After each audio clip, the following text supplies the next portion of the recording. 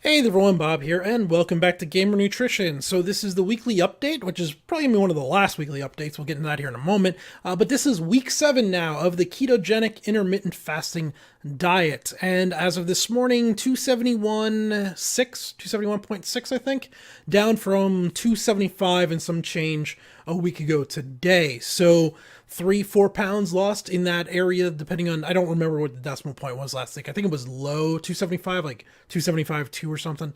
Doesn't really matter, but this week was actually pretty good in terms of weight loss. Generally it's 1.5 to 2 pounds. This one was 3 to 4 pounds, somewhere in there. I'm not really sure why. I'm not going to complain, but I didn't really do much different. It could be the changes to the thyroid medication that I started last week, though I think that's a little too soon. Plus the way the medication was changed, it should go the other way. My weight loss should actually go down rather than up.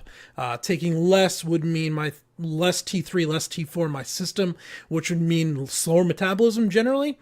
Though, if my thyroid does pick up and take over the difference, then things should stay pretty constant. I'm not really sure why the weight loss more was noted this week, but hey, that's fine. Whatever.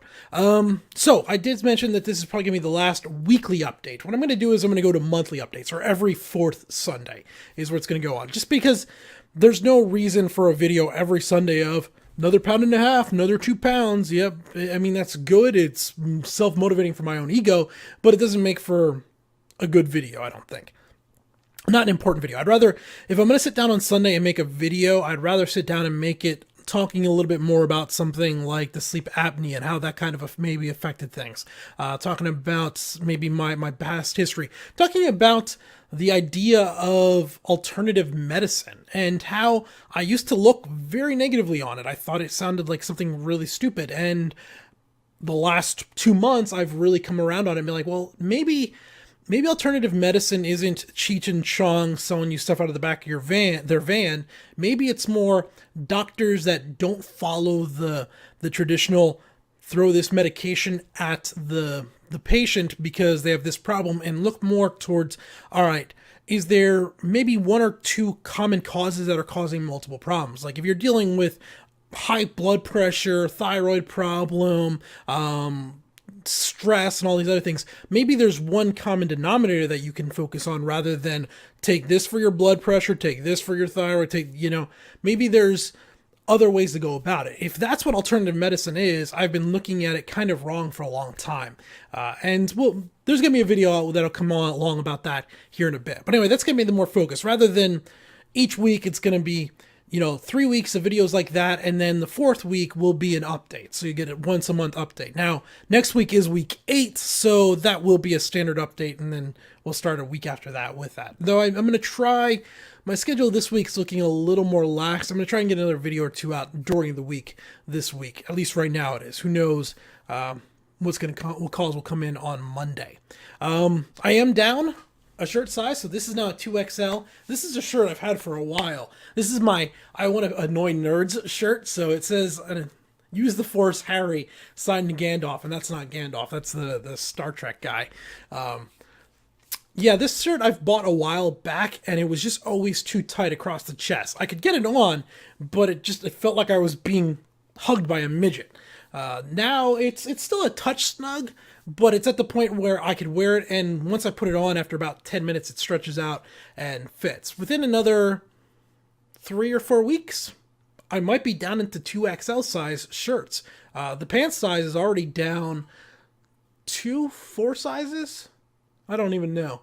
I'm just using belts to cinch them down. I'm gonna have to buy some new clothes. Actually, I might still have some of my I'm getting fat, but I haven't quite got there clothes up in the attic. I have to go digging in and find that. I did have a little bit of alcohol. So this was a bit of a test last night. I spent a bunch of work I was out in the yard, took down a tree that was dying and cleaned that all up and everything. And I ended up pulling something in my shoulder. When the chainsaw bit and caught and yanked, and I pulled something in my shoulder. So I was sitting there, I was real sore last night, and I was like, you know what, let's just see. So I had roughly 2 shots of vodka, just mixed with a lemon tonic water, with a little bit of extra lemon on top of it. What did it do? So got a reasonably good buzz off just those 2 shots of vodka, which is kind of strange for me. I was a real heavy drinker, so my tolerance was way up high. For me to get as buzzed as I did off that amount was good. It did hurt my keto a bit, so as a first thing this morning when I first urinated, my keto levels were quite low. Now, they weren't completely gone. I was still in ketosis, but they were quite low. However, by the time my post-coffee pee, so 11 o'clock or whatever, they'd recovered quite a bit. So it did have some effect on it. Now, my understanding is basically what will happen is when you drink alcohol, your liver stops doing everything else. It stops producing, if you're running on carbohydrates, it stops producing, the word I always forget starts with a G, glucose. Stops producing glucose. And if you're not running on that, you're running on ketones, it stops producing ketones. And what it does is it just focuses on digesting, breaking down, eliminating that alcohol. And as soon as the alcohol's gone, it'll go right back in. And since it was just pure vodka and tonic water, there were no carbohydrates in what I had. It was just calories. So it did its thing, came right back and picked right back up where it was. It's not something I'm going to do very often, but it was kind of a test to see how my body would react to it. So that was kind of interesting.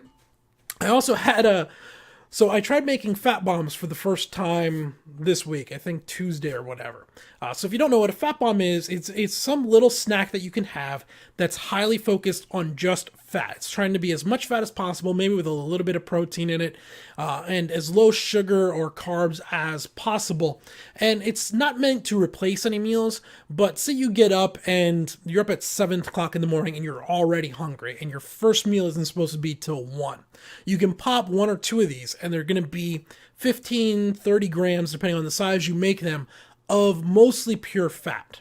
And they're supposed to help suppress your hunger and keep you going. And while they're going to cause an insulin spike, it's going to be very, very minor. That's the whole idea behind them. So I made my first batch, and I went ahead and mixed them all up and everything. And the ones I used were semi-sweet chocolate chips. I'm sorry, not semi-sweet, bittersweet chocolate chips. So it was 60% cacao, 40% cocoa. And just as I was making them up, I tossed 2 of the chocolate chips in my mouth. it was very strange. I can't even really explain it. I got all tingly. Like my arms and everything were all tingly. My brain was racing and stuff. It was very strange because that was the first like sugar I've had in 7 weeks, 6.5 at that point. Everything else has been kind of the artificial sugar, the Truvia type stuff.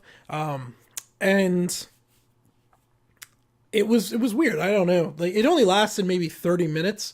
And according to my urine strips, it didn't really knock me out of keto because there wasn't enough there. It was literally 2 little chocolate chips that I had in my mouth, but it was quite strange. And the amount it was 2 tablespoons worth of chocolate chips in with half of a cup of coconut oil, half of a cup of almond butter, all mixed together. Now, the initial taste of it was way too dark chocolatey. Not a fan of dark chocolate taste. So I froze them up, then went ahead and remelted them, added in some Truvia sweetener, refroze them again. Now they're a little bit better. They're a little bit sweeter. I can actually eat them. And they came out, they're about that big. They're a little bit smaller than those miniature peanut butter cups. And each one of them, I calculated out, it's roughly 18 grams of fat and about 1 carb per. And what I'll do is if I'm really, I'll have 1 maybe if I'm just slightly feeling it, or if I'm really hungry or something, I'll have 2 to hold me over. And that tends to work pretty well. It was a very strange experience. I wonder if that's what it's like when you have one of those families that raise kids and they keep them away from sugar forever, like no sugar at all, no sodas, nothing like that. They try to avoid the juices and stuff.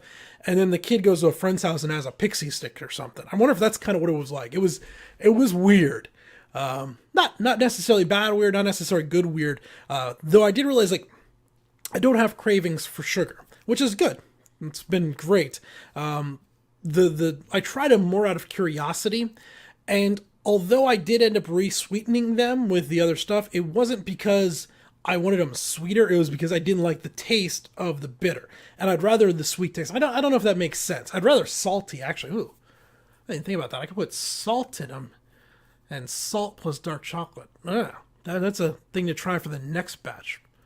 Salt them rather than sugar them. Put a lot of really fine ground salt in there.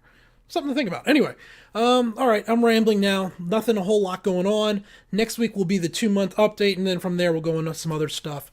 Until next time, though, this has been Bob. Thanks for watching.